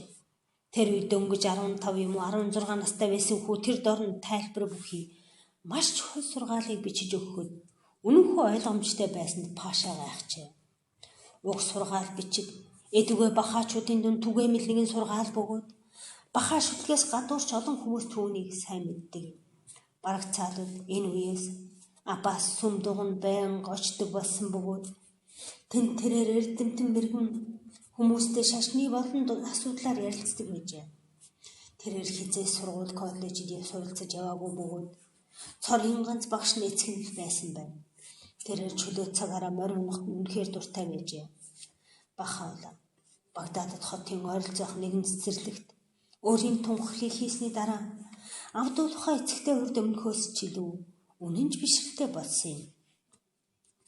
Константинополь хүрэх гэж алс холын замыг туулж явахдаа тэрээр өдөр шөнөгүй Бахаулагийг хамгаалж Бахаулагийн суусан тэргийг мориор дагалдан явж хоноглосон байхныг нь мандаг байжээ. Эцгийг гэр орны ажил үүргээс айлуулах чөлөөтэй байлгахыг хичээдэг байсан бөгөөд тэр айлын гол өмг түшгэн болж яв. Адернополь байх он жилүүдэд Абдулхай хүн бүрийн хайр хүндэтгэлийг хүлээсэн юм. Хүмүүст ихэд багш нь сургадаг байсан тул багш гэсэн нэрээр алдаршжээ. Акад хамт явсан ихэнх хүмүүс нь хижиг хумхаа улаан суулга өвчин туссан тул тэрээр өвчнүүдийг угаан цэвэрлэж, асран тордож, хооллон ундалж, тэднийг харж хандан өөрөө ч амрах завгүй байсан бөгөөд эцэст нь өөрөө сүлдэж улаан суулга туссан байв. Тэгээд бараг сар шахуу сэхэг үгүүдээ хэвцсэн юм. Адернополь байсан шиг бас Акай хотын захирагчаас ахуулан үгээгүй ядуу гуйлагч хүмүүс хүртэл бүх анги зиндааны хүмүүс бүгд нь түүнийг хайрлан хүндэтдэг болсон байлаа. Гэрлэлт Бахан шүтлгийн дүүгч нэгэн перс хүн Абдулхагийн гэрэлтийн тухай дараах турсамжийг өгүүлжээ. Абдулхаг идэр залуу байхад нь түүнд таар тохирсон хүнтэй гэрлүүлэх тухай асуудал сүсгтнүүдийн маш их сонирхлыг төрүүлж байсан бөгөөд олон хүмүүс ийм хүндтэй алдар хүндийг өөрийн гэр бүл тохиогоосой гэсэн санагалзан хүсч байсан мэдээж. Гэвч удаан хугацааны турш Абдулхаг гэрлэх хүсэлтэйгээ илэрхийлээгүй тул энэ ямар учиртай болохыг хинж таамаглаж чадахгүй байв. Хожим Абдулхагийн эхнэр болох хувьтай нэгэн охин буйн тодров. Бааб Исфаханд байхдаа эцэг ихт надис хүртээсээр тэр охин мэндэлсэн юмсанжээ. Охины эцэг Мирза Мухаммед Али нь Баатруудын хаан ба Баатруудын хайрт нарын нагц ах байсан бөгөөд охин Исфаханы хамгийн нэр цуутай язгуур нэгэн гэр бүл төрсөн ажээ. Баабыг Исфаханд байхад Мирза Мухаммед Али ямар ч хүүхэдгүй байсан бөгөөд эхнэр нь хүүхэдтэй болохыг ихэд хүсэмжлэн мөрөөддөг байжээ. Үүнийг дуулаад Баба өөрийн хоолноо цаслан түүнд өгөөд эхнэртэйгээ хувааж идэхийг хүсжээ. Тэр хоёр хоолноос зоогосны дараахан эцэг эх болохыг хүссэн мөрөөдөл нь биелэх нь тодорхой болж хэсэг хугацааны дараа охин төрсөн бөгөөд охиндоо Мунирийн хаан гэж нэр хайрласан байна. Түүний дараа тэдэнд нэгэн хүү төрж тэд хүүдээ Сид Яхия гэж нэр өгсөн байна. Дараа нь бас хэд хэдэн хүүхэд төрүүлжээ.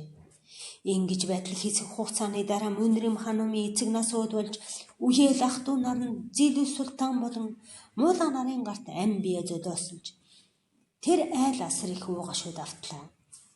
Бахан шүлтэгтэн байсныхаа төлөө хяхан хавчигдж байлаа. Иймээс Бахаула Мунирыг болон түүний дүү Сид Яхия хоёрыг аюулгүй тайван байхын тулд Акад эрхийг нь зөвшөөрсөн байна. Бахаула ба түүний эхнэр Абдулхагийн ээж Наваб нар Мунирыг туйлын их онцлон халамжилж байсан тул тэд түүнийг Абдулхатай гэрлүүлэхийг хүсэж байгаа нь хүнд ч илт болов. Эцэг эхийн хүсэл бас Абдулхагийн хүсэл болжээ. Тэрээр Мунирыг хал ундулан хайраар хайрлаж байсан ба мөн ирч түүнийг ихэд хайрлаж байв. Утсанчгүй тэр хоёр гэр бүлийн холбоо нэгжээ. Тэр хоёрын гэрлэл туйлын эвлэг сайхан аз жаргалтай байлаа. Тэдэнд төрсөн хүүхдүүд дундаас шорон гянданд хоригдсон он удаан жилийн зовлон даван амьд үлдсэн 4 хүн охин байна. Огт нь өөрсдийн буян төл сайхан амьдралаараа таарлсан хүн бүхнийхээ хайр хүндэтгэлийг хүлээж байсан юм. Гэрээсийн төв өөрийг нь тэнгэрт харьсаны дараа үйл хэргийг нь Абдулхаа өдөртөн чиглүүлэх юм гэдгийг Бахаула олон янзаараа илэрхийлдэг байжээ. Нас урахаас олон жилийн өмнө Бахаула Китаби Агдаста энэ талаар битгүүлэг байдлаар дурджээ. Тэрээр олон шудаа Абдулхаг миний гэрээсийн төв хамгаас агуу мөчөр өнөртний үндэстэй мөчөр гэж нэрлэдэг байсан байна. Тэрээр Абдулхаг мөн багш гэж дуудаж заньсан байсан бөгөөд гэр бүлийнхээ бусад хүмүүсийг ч мөн адил түүнийг онцлог хүндэтгэхийг шаарддаг байсан юм. Бахаула өөрийн гэрээсэл бичиг бүрд Абдулхад хандаж захирагдах ёстойг тодорхой байдлаар зааварчлан гэрээсэлсэн юм. Адист гоож авлан насан ууд болсны дараа Абдулха эцгийн заавар ёсоор үйл хэргийн тэргүүн бөгөөд сургаал номдлын албан ёсны тайлбарлагч болжээ. Гэвч үүнийг төрөл садан дотроос болон бусад хүмүүс дундаас цөөн хэдэн эсэргүүцэж Субхи Азал Бахаулад хэрхэн хандаж байсан яг л тийм байдлаар Абдулхагийн эсрэг хандах болжээ. Тэд сүсгтэн олны дунд яс хаяхыг оролдож байсан боловч бүтэмжгүй байсан тул Абдулхагийн эсрэг элдв янзын гүтгэлэг гүжирдэлтийг Туркийн засгийн газарт мэдүүлж эхэлсэн байна. Эцгийнхээ загсны ёсоор Абдулха тэр үед Хайфагийн өнгөрт орших Кармел уулан дээр Баабын цогцыг үрд байгуулах мөн уулзалт цуглаан зохион явуулах зорилготойгоор нэгэн байшин бариулж байжээ. Гүтгэгч засгийн эрх баригчдад мэдүүлэхдээ Абдулха өөрийн дагалдагч нарын хамт уг байшинд бэхлэлт цайз болгож түүндээ хорогдсон засгийн газрын эсрэг үйл ажиллагаа явуулж хөрс зэрэгэлдээ орших сэрийн нутгаас эзлэхийг зорж байна гэж байлаа. Хатуу дэглэм дахин сэргэв. Энэ бүхний болон бусад худлаг үтгэлэг мэдүүлгийн үр дагавраар сүүлийн 20 жилийн турш Ака хотын иргэн тойрон хөдөө тосгодоор чөлөөтэй аялах болцоотой байсан Абдулхагийн гэр бүл 1901 онд Шоронгийн хотын ханан дунд дахиад 7 жил гаруй хугацаанд хатуу дэглэмтэй хоригдох болжээ. Гэхдээ энэ бахан сургаалыг Аз, Европ, Америк даяар амжилттайгаар түгээхтэн түүн цаад болоогүй лээ. Ноён хоороос хууль энэ үеийн талаар ингэж бичсэн юм. Абдулха багшаа эсвэл хамт нөхрөө гэж бодсон янз бүрийн арьс өнгөтэй шашин шүтлэгтэй янз бүрийн улс орноос ирсэн эрэгтэй эмэгтэй хүмүүс түүний ширээнд хүндэт зочдын адил урагдан сууж зүрх сэтгэлдээ эргцүүлэн бодсон нийгмийн оюун санааны болон ёс суртахууны сургаалын тухай асуудлаар асуунал авдаж хэд хоног тэрч бүх хэд хэдэн сараар түүний гэрт цаацсны дараа цоош нь онгоц сэтгэлгээ мэдлэгээр гэгэрч гэр гертэ буцдаг байсан байна. Бүхэл дэлхийд ийм зочлонтгой айл өөр байгаагүй үзээ. Энэ байшингийн ханан дунд энэтхэгийн касмын ялгаа хайлан устж Иудэчүүд, христчүүд, мусульманчуудын хоорондын үзэн ядах сэтгэл мартагдан бүлээн дулаан зүрх сэтгэл ориглон ирмэн санаа бодлын хуулиас өөр бусад бүх уламжил таягдан хаягдаж энэ гэрийн эзний эвнэгдлийн эрхэмсэн сэтгэлийн нөлөөнд хоригдсон байлаа. Энэ бол яг л Артур хаан ба дугуй ширээ шиг байв. Гэхдээ тэрээр эрэгтэйчүүдийг ч эмэгтэйчүүдийг ч захирдаг Артур хаан байсан бөгөөд тэрээр тэднийг сэлэм зэвсгээр биш харин сургаал үгээр байлдан дагуулдаг байсан юм. Орчин үеийн нийгмийн шашин Хорас Холе хуудас 171. Эдгээр он жилүүдэд Абдулхан маш олон сүсгтэн сонирхолттой захидлаар харилцдаг байсан билээ. Энэ ажил нь түүнд охидн болон хэд хэдэн орчуулагч нарийн бичгийн дарга нарт тусалдаг байлаа. Абдулхан их цагаа өвчин зовлон нэрвэгцэн хүмүүсийн гэр орноор эргэн тойрч өнгөрүүлдэг байсан юм. Ака хотын хамгийн ядуу хороол багшаас илүү хэнийг ч хүсэн хүлээдгүй байсан билээ. Энэ үед Акадад очиж байсан нэг мөргөлчин ингэж бичжээ. Абдулхан баасан гариг үрд өглөө ядуус өгдөг заншилтай байжээ. Өөрийн хомс төрөвчнээс тэрээр алгаа тоссон ядуу зүдүү хүмүүст хишиг хүртээдэг байсан юм. Нэгэн өглөө бараг 100 шахам ядуус Абдулхагийн байшингийн өмнөх талбай дээр зарим нь сууцгаа зарим нь хэвтцгээсэн байдалтай олуулаад угаарлан цугласан байв. Үнэхээр дүрслэхийн аргагүй янз янзын олон хүмүүс байв. Эрэгтэй, эмэгтэй, хүүхэд, томчууд, ядуу зүдүү, өвдөж зовсон, хувцс хунар муутай, туйлдаж цөхөрсөн, нэлээд хитэн тахир дутуу сохор хэлхийн эцсгүй ядуу гуйлгач горьдлог өвөрлөн хүлээж байтал Абдулхан хаалгаар гарч ирэв. Нэгнээс нөгөөд нь очиж заримдаа урам хайрлан тайтгарлын үг хэлж тоссон алганд нь жижиг зоос асхан өгч жижиг хүүхдийн царайг нь илж хажуугаар нь өнгөрөх нохор маноос нь зуурсан хөгшин эмэгтэй гарыг атгаж хараагүй хүмүүст нь гэрэлгээ хайрсан үгс хэлж сулдан доройтсон хүмүүсийн мэндийг асууж хайр инэрлэггээр минь дамжуулан хиш хүртээж байсан юм. Абдулхан харсан юм. Ариун газар руу буцсан тэр үед Абдулхан 70 настай байсан бөгөөд он удаан жилийн турш цуцалтгүй хөдөлмөрлөж эцэст нь өрнөдийн орнууд руу айлчлан бие тэнхэн алжаалсан тул хүч нэлээд тамирдаж сулдсан байлаа. Буцаж ирснийхээ дараахан тэрээр өрнөд орны сүсгнүүдэд хандаж дараах сэтгэл хөдлөм илгээлтийг бичсэн юм. Анд нөхдөө та нараас хагцсан салах цаг минь ойртож байна. Би хийж чадах бүхнээ хийсэн. Би чадлынхаа чанд хүртэл бахаалгийн үйл хэргийн төлөө үйлчилсэн. Би амьдралынхаа он жилүүдэд өдөр шөнөгүй хөдөлмөрлсөн билээ. Хайр танд нар үйл хэргийн үүрэг хариуцлагыг өөрсдийн нуруунд дээр үүрээсэй гэж би хичнээн хүсэж байгаа билээ. Абхан хаан тусыг тунхаглан зарлах цаг одоо ирлээ. Хайр ивэл эмнэгдлийн тогтоох цаг одоо ирлээ. Бурхны анд нөхөд оюун санаагаар авьсан зохицох өдөр ирлээ.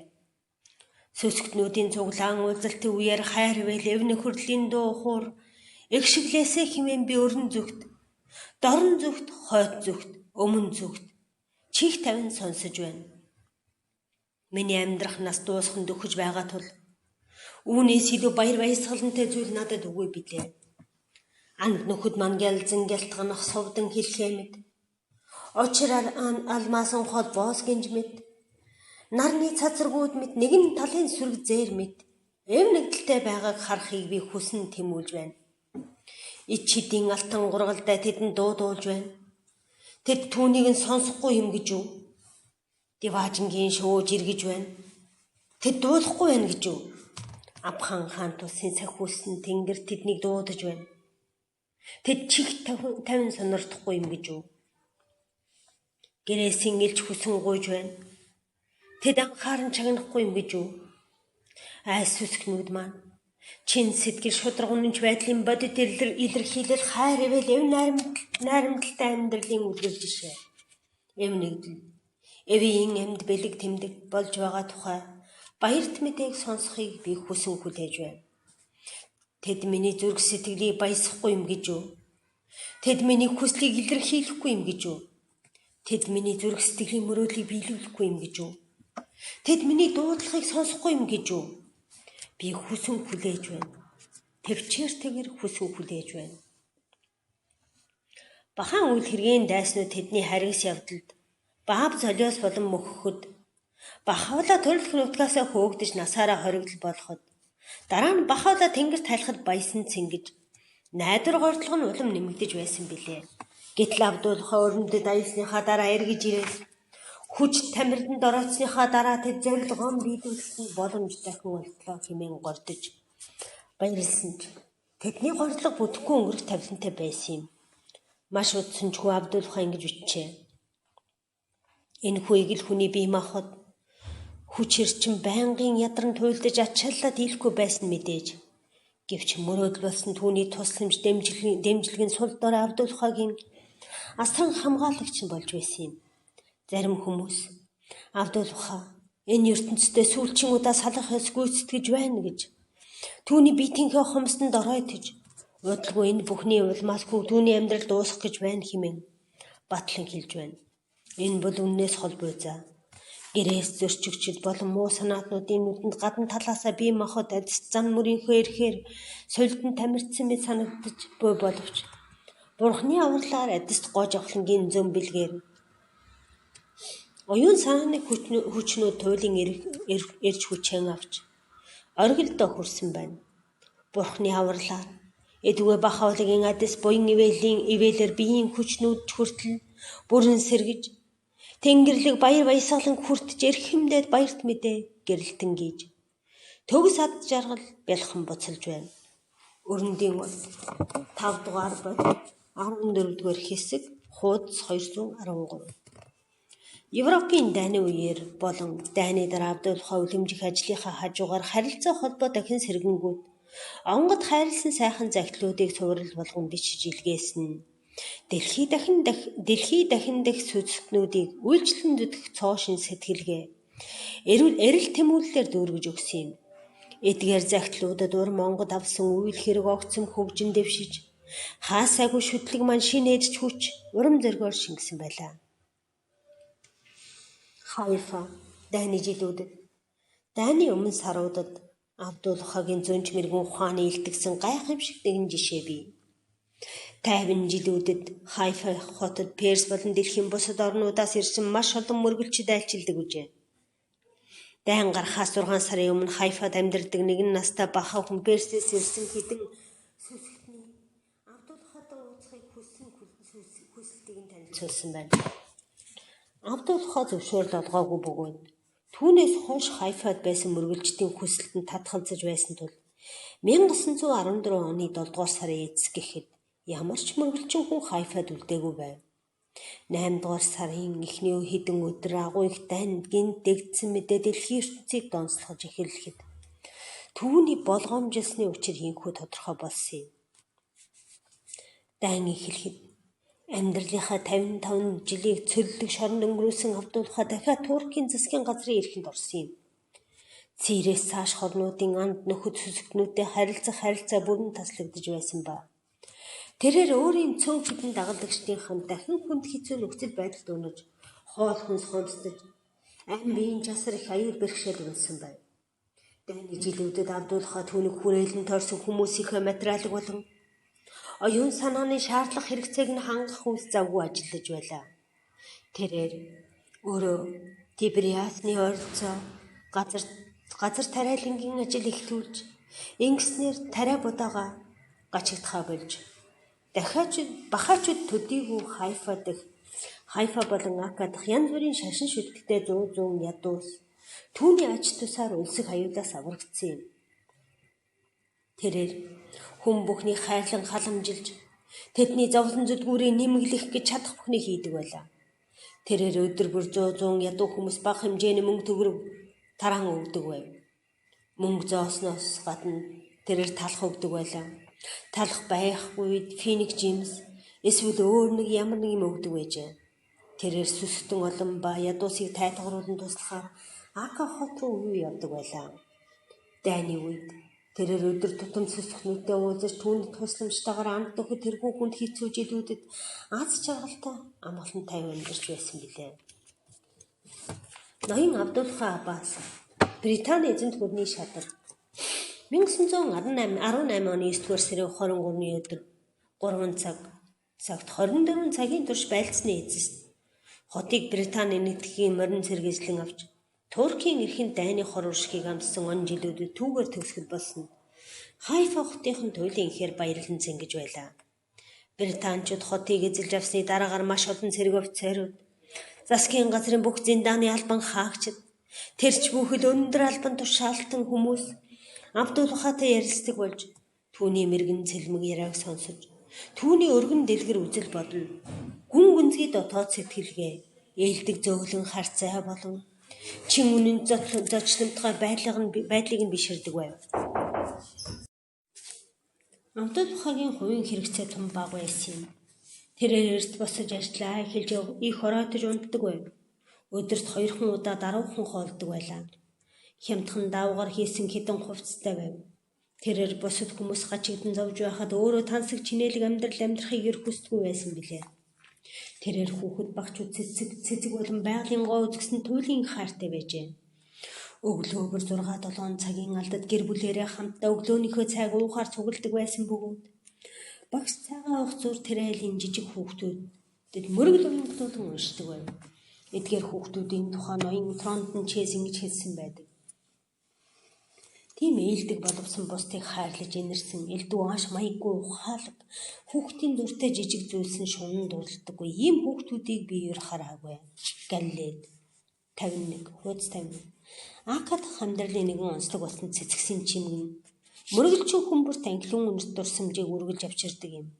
Хатагтай Лукас бичгтээ багш цэцгийн үнэрийг үнэрлэх тэр үед түүний царайг харахад үнэхээр гайхамшигтай байв.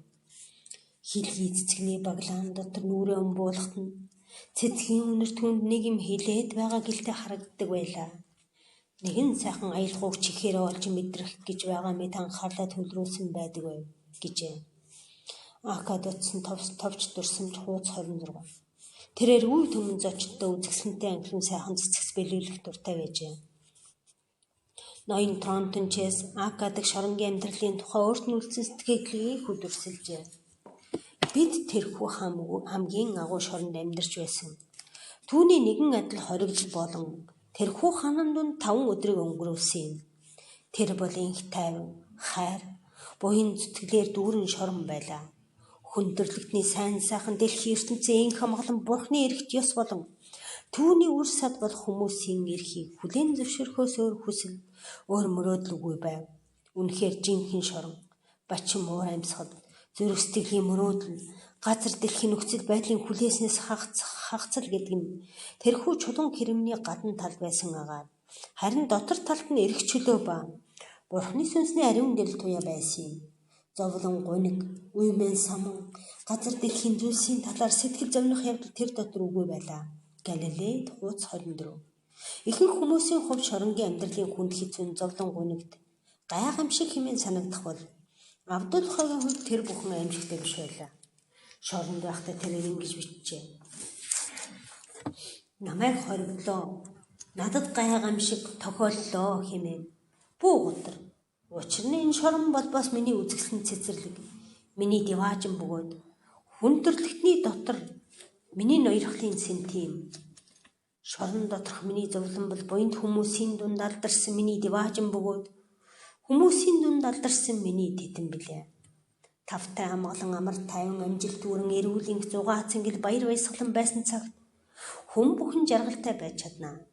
Харин зовлон гуниг хүнд хэцүү өвчин эмгтэй үедээ жаргалтай сэтгэл хангалуун яваа хүн бол буянтан язгууртан болохын нотлохой. Абдулхагийн сургаал бичгүүд 2 дугаар бод. Хуудас 258 260. Туркийн дагнан тогтоох гүмсүүд 1904 болон 1907 онууд Абдулхагийн эсрэг мэдүүлсэн мэдүүлгийн дагуу шалган тагнах гүмсүүдийг Туркийн засгийн газар томилжээ. Түүний эсрэг худалж гэрчүүд худал мэдүүлэг өгсөн байлаа. Абдулха Тэдгээр гүтгэлгийн цаахын хамт шүүхээ шийдсэн ямар ч ялыг эдлэхэд бэлэн байгаагаа илэрхийлсэн юм.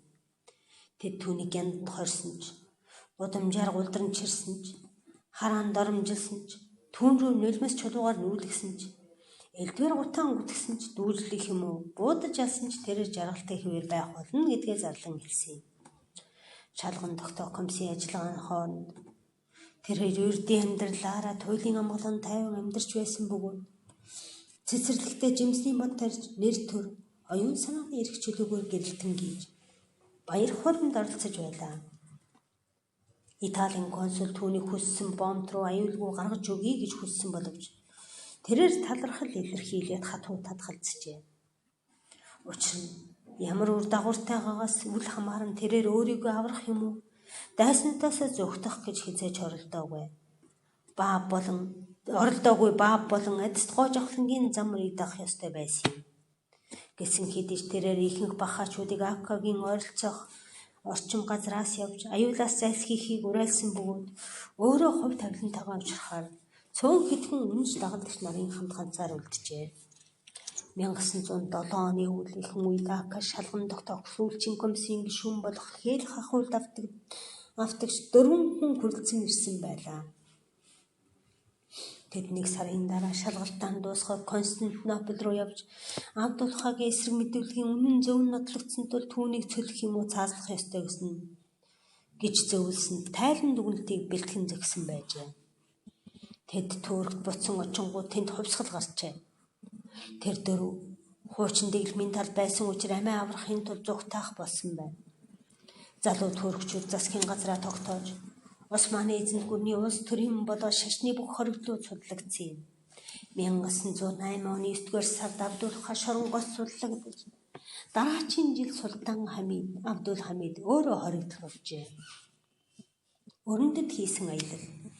Чөлөөлөгдснийхээ дараа Абдулха сургаал дэлгэрүү загт бичиж ядуу зүдүү хүмүүсийг халамжилж ариун амьдралаа үргэлжлүүлэх байсан бөгөөд ганцхан зүйл өөрчлөгдсөн тэрээр Акагаас Хайфагаас Александраа руу 1911 оны 8 дугаар сар хүртэл аялсан юм.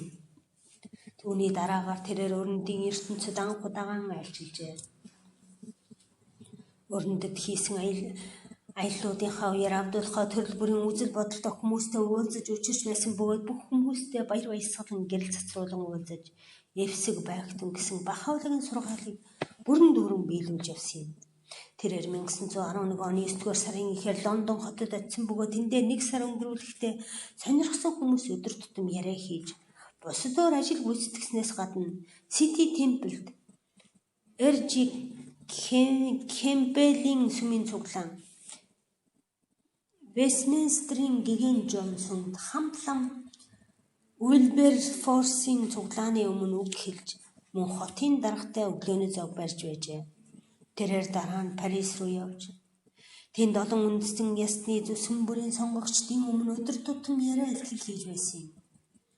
12 дугаар сар тэрээр Египт рүү буцаж ирсэн бөгөөд дараагийн хавар нь Америкт нөхдийн хүсэлтийг болгож Америкийн нэгдсэн улсыг зорин 1912 оны 4 дугаар сард Нью-Йорк хотод хүрсэн байна.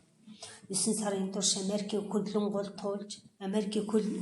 гол туулж дээд сургуулийн оюутнууд, социалистууд, мормончууд, иудэчүүд, христчүүд, агностикууд, эсперантистууд, инх тайвны холбооны гишүүд, шин сэтгэлгээний клубын гишүүд, эмэгтэйчүүдийг чөлөөлөх холбооны гишүүд гээд төрөл бүрийн үзэл бодолтой хүмүүст хандан үг хэлж шашны урсгал бүлэглэл бүрийн сүм дуганд илтгэл тавьж ингэх бүртээ цугласан олны сэтгэлд нийцэн тухайн байдал зөгцсөн үгийг хэлдэг байлаа.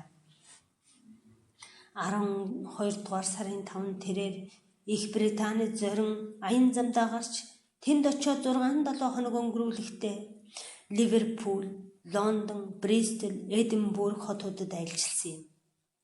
Эдинбург тэрээр эсперанточдын нийгэмлэг дээр уран яруу илтгэл тавьж түүндээ өрн дорны хоорондын хамтын ойлголцлыг сайжруулахын тулд дорн зүгийн бахаачуудыг эсперанто хэл сурахыг уриалж байжээ.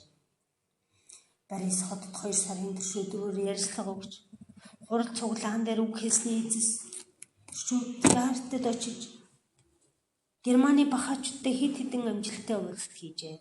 Дараа нь Будапешт, Венед бас өөр хүмүүстэй уулзаж 1913 оны 5 дугаар сард Египтэд эргэн ирж 1913 оны 12 дугаар сарын 5-нд Хайфад буцаж иржээ. Засгийн газрын төлөөлөгчид Абдулхагийн эрхэм зан төрх инх тайван хүн ардын жинхэнэ элбэг хангалуун амьдралын төлөө хийсэн агуу их буян төлсийг нь үнэлж түүнд Британий эзэнт гүрний шадар цол хүртээжээ. Цол хүртээх ёслыг 1920 оны 4-р сарын 27-нд Хайфа хотын цэргийн захирагчийн цэцэрлэгт гүйцэтгсэн байна. Сүүлчийн жилүүд 1919 оноос 1920 оны өвөл. Энэхүү зохиогч Хайфад Абдулхагийн гэрц 2 сар шахам хугацаанд зочилж түүний өдөр тутмын амьдралыг ажиглах аз завшаан тохиолдсон юм. Тэр үед бараг 76 насыг зоглож байсан Абдулха гайхалтай сэргэлэн цовоо хിവэр байсан бөгөөд өдөр бүр идэхийн аргагүй их ажлыг нугалдаг байлаа. Үе үе ядарч тамирддаг байсан боловч тэрээр гайхамшигтай тэнхээтэй байгаа хിവэр гэдгээ харуулж түүний тусламж хамгийн их хэрэгцээтэй байсан тэр хүмүүст үйлчлэн зүтгэдэг байв. Хувиршгүй тэсвэр төвчээр, ээлдэг зөөлөн, уужгүй сайхан сэтгэлтэй зан чанарыг мэдэрч түүний дэргэд байх нь үнэнгүй буян гişиг мэт байлаа. Шөнийн ихэнх хэсгийг мөргөл бясалгалд өнгөрүүлэх нь түүний заншил байсан юм. Үдийн хоолны дараагаар хийцхэн зур амархаас бусад үед үүрийн гигэнээс ахуулаад үдшийн бүрийг хүртэл тэрээр олон орноос ирсэн загтлуудыг уншин хариу бичиж өрх гэрийнхээ болон үйл хэргийн олон талт ажилт хэргийг хамааран завгүй байдаг байлаа. Үдээс хойш тэрээр гадаа зугаалах юм уу? Машинаар явж хэсэгэн хугацаанд аль жалаан тайлдаг байлаа. Гэсэн хэдийч тийм үедээ тэрээр нэг юм уу хид хідэн мөргөлжтийн хамт явж оюун санааны асуудлаар ярилцдаг байсан агаар ингэхдээ бас ядуусыг эргэн тойрох боломжийг алддаггүй байв. Гэртээ буцаж очсныхоо дараа тэрээр оройн анд нөхдийг өөрийн өргөөнд урьж уулздаг байсан юм. Үдийн хоолны үеэрч, орон хоолны үеэрч тэрээр хид хідэн мөргөлчин анд нөхдийг баясгаж зочдоо баясгалантай хошин алиа яриагаар зугаацуулахаас гадна төрөл бүрийн сэдвээр үнтэй айлдвараад хэлдэг байжээ. Миний гэр орон бол инээд баяслын гэр юм гэж тэрээр хэлдэг байсан бөгөөд тийм ч байсан юм. Тэрээр янз бүрийн өнгөстэй үндэс угсаатай шашин шүтлэгтэй олон хүмүүсийг зочлонтгоо найрсаг ширээнийхээ ард уран залж эв нэгдэл эв найрамдлын уур амьсгалаар зочлохдоо үнэнгүй их аз жаргал олдог байлаа. Тэрээр үнэндээ ч Хайфа дахь жижигхэн хамт олонны төдийг өмнө дэлхий дахны бахаачуудын хувьд хайрт эзэг байсан юм. Абдулха тал төгссөн. Амьдралынхаа сүүлчийн 1-2 өдөр Абдулхагийн бие тэнхээ ихэд оройтсон байсан хэлийж олон талт ажлын үсээ огтхон завсралгүй үргэлжлүүлсээр байсан билээ. 1921 оны 11-р сарын 25-ны Баасан гарагт тэрээр Хайфагийн сүмд өдийн мөргөлөө үйлдээ дараа нь уламжлал ёсоор ядуус шишиг хүртээсэн юм. Үдийн зоогны дараа тэрээр зарим нэг загтлыг дуудан бичүүлжээ. Амарсныхаа дараагаар тэрээр цэцэрлэг дундуур зугаалж цэцэрлэгч нартай ярилцсан байна. Оройн тэр өдөр гэрэлсэн гэрийн нэгэн үнэнч хайрт зарцтай адис хүртэн зөвлөгөө өгчхөөд өөрийн өргөөнд урдын адил анд нөхдөйгөө уулзжээ. Үүнээс хойш 3 хүрхгүй өдрийн дараа 11-р сарын 28-ны даваа гарагийн 1 цаг 30 минутанд тэрээр ам олон тайван тэнгэрт хайлсан юм. 2 охин түүнийг хараа тайван норсож байна хэмээн боджээ. Энэ гонигт мэдээ хот даяар түгэж цахилгаан мэдээгээр дэлхийн өнцөг болон бүрт хүрв. Дараачийн өглөө түүний цогцсыг хөдөөлүүлжээ. Ийм оршуулах ёслыг Хайфадуудыг Палестин даяараа урд нь хизээч үзэж байсангүй. Тийм их олон шашин шүтлэг үндэстэн ясны олон хилтэй мянган хүмүүсийг нэгтгсэн эмгэнэл туйлдын гүн гүнзгий байлаа.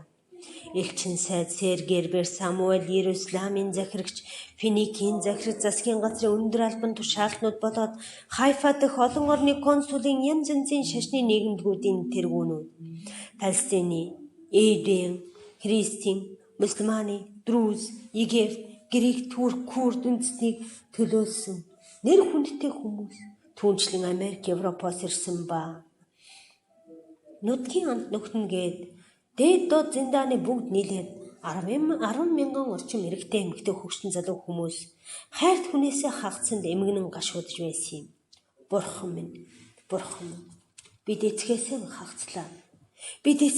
хагацлаа гэж хүмүүсийн зүрх сэтгэл нэгэн дуугаар шимширч байв. Тэд аажуухан алхаж бурхны цэцэрлэг болох Кармел уулан дээр гарчээ. 2 цаг хүлээсний дараа тэд Бабын шарлыг хүрээлсэн цэцэрлэг төрөв. Олон хүмүүс цуглан тойрон зогсож мусульманчууд, христчүүд, евдейчүүд зэрэг олон шашны төлөөлөгчдийн зүрх сэтгэл Авдулхаг хайрлсан ориглон хайраар дүрлцэж, зарим нь тухайн агшны сэтгэлээр, бус нь урдчлан бэлдсэн байдлаар өөрсдийн эмгэнэлд харуулсныг дуу хоолойгоороо илэрхийлэн хайрт хүнтэйгээ сүүлчийн удаа салах ёс гүйцэтгэсэн юм. Тэд түүнийг энэхүү үеийн самунд уу гашуун тэрэн үед хүмүүн төрлөختний мэрэгэн сурган хүмүүжүүлэгч, тайтгаруулан тэтгэгч хэмээн нэгэн эвсэг дуугаар магтан дуулж байсан тул бахан шүтлгүүдийн хувьд хэлэх зүйл бараг үлдээгүй юм шиг санагдаж байлаа.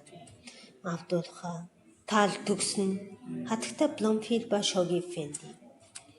Мусульманы христийн евдейчүүдийн нийгэмдгүүдийг төлөөсөн нэр хүн бүхий 9 төлөөлөгчд ертөнцийн мөнх хүсийг үзүүлсэн тэр хүний ариун гэгээн амьдралыг хайрлан биширдэг тухай уран яруу сэтгэл хөдлөмөг хэлсэн.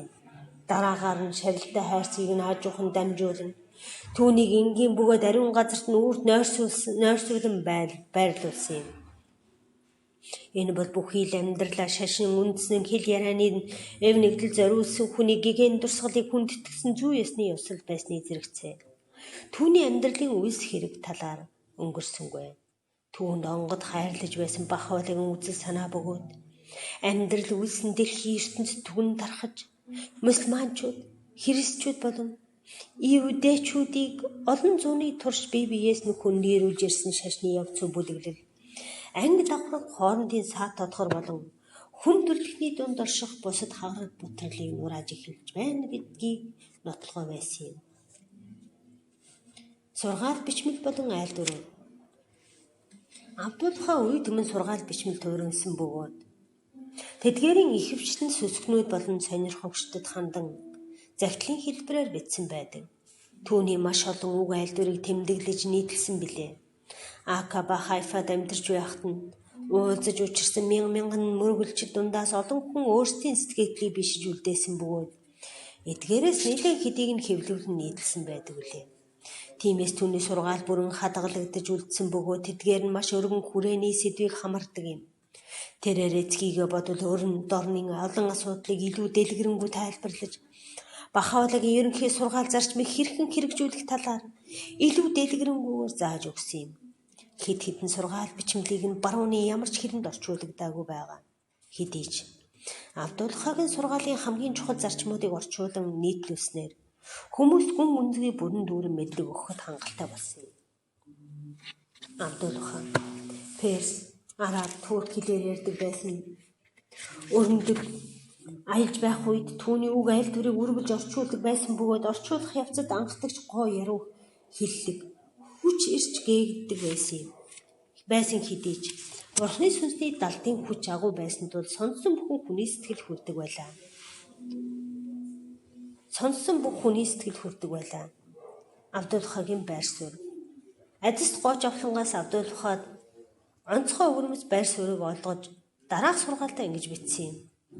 Миний ах хүн тэнгис далай ширгэж, миний үдэл нээлтийн судар дуусах болоход Бурханаас томилогдсон энэхүү өн эртний үндсээс мөчр болон ургасан түүн рүү нүүр царайгаа хандуулгатан бахавла дахин бичихтэй судар номоос үл ойлгох зүйлээ энэхүү хүчрхэг сүргээс төрсөн түүнээс асуун лавлагтан гэжээ. Авдулхаа өөрөө ингэж бичжээ. Китабын агдаас тодорхой бичсний дагуу бахавла гэрээсийн төвийг өөрийн үгийг тайлбарлагч болгосон юм.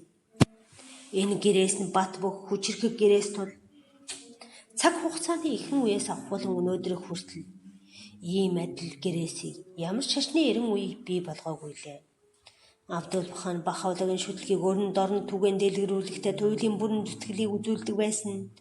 Зарим тохиолдолд сүсгтнүүд Абдулхагийн байр суурийн талаар эргэлдэн төөрөгдөлд ороход хүргэдэг байлаа. Түүний үгээр ажил үйлсээс ундарч байгаа сүнсний хариун чанарыг нь ухаарч, уламжлалт номдол үеэлж, шашны шин нөлөө үйлчилж байгааг эргэн тойрондоо ажигласан зарим бахаачууд Абдулхаг бурхны тодруулагчтай адилтгаж, түүнийг Христосын хойд өргөж магтах ёстой гэж үздэг байлаа. Бахайлаад үйлчлэх Абдулхагийн хүчин чадал нь үнний нарыг тусгасан ариун толноос цацарч байсан болохоос биш, нарнаас ундарч байгаа гэдгийг үл ойлгох юм явдал түүнд туйлын гуниг авчирдаг байсан юм. Үүнээс гадна өмнөх шашнуудаас ялгаатай нь гэвэл Бахайлагийн шүтлэг нь өөрийн дотор даян дэлхийн хүмүүн төрлөختний нийгмийг хамрах хүчин чадалтай байсан юм.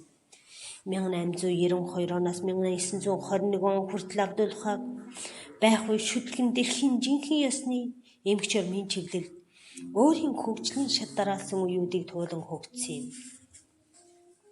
Ингэж хөгжихдээ Абдулхагийн чиглэл заавар байнга шаардлагатай байсан бөгөөд гагцхүү Абдулхал энэрэн үеийн газар дэлхийд ирсэн шинэ хүчрэг уран Монголыг бүрэн дүүрэн ойлгож байсан юм.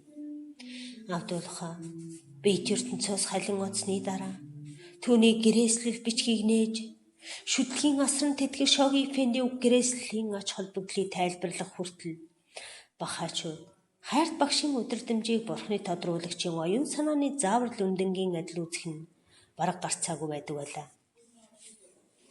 Өнөөгийн бахаачуудын дунд ийм ориглон боловч гинэн явдал байхгүй бөгөөд тэд Абдулхагийн өвөрмөц онцгой шин чанарыг өдрөөс өдөрт ухамсарлан дээдэлж түүний хосгүй буян зүтгэлийн нууц онцхыг улам их ухаарах болсон юм.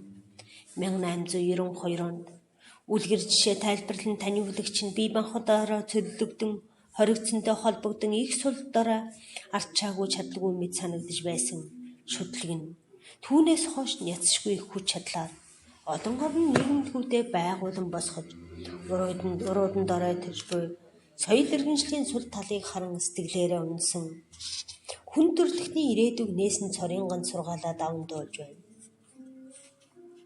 Абдулхагийн хүсэл зориг ба гэрээслэл нь Бахайла болон Абдулха нарын байр суурийн онцгойг бүрэн дүүрэн тодорхойлон тайлж өгсөн юм. Энэ бол Бахайн хүмүүсийн сүсэг бишрлийн үндсүүр болоо. Ариун гээгэн өргөмжид элч ба болбос бурхны эв нэгдмэл чанарын тодруулагч бөгөөд өнөртний гоож авхлангийн урьдтал элч хөлгөө.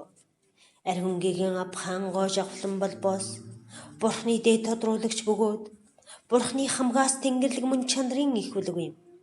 Бусад бүх хүмүүс болбос түүний шадар зарснаар бөгөөд түүний зарилгийг дагах учиртай юм.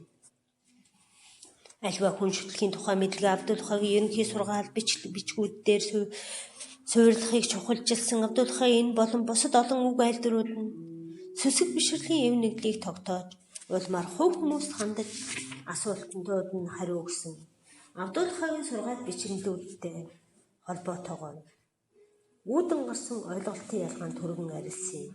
Түүнээс гадна насран тэтгэгч тэргүүтэй засаг захиргааны тодорхой журмыг байгуулснаар урд өмнө сүсгтэн хувь сүсгтэн бахаачуудаар дамжин орон нутгийн хэсгүүдэд хэрэгжиж байсан эрх мэдэл нь байгууллагуудад шилжсэн юм.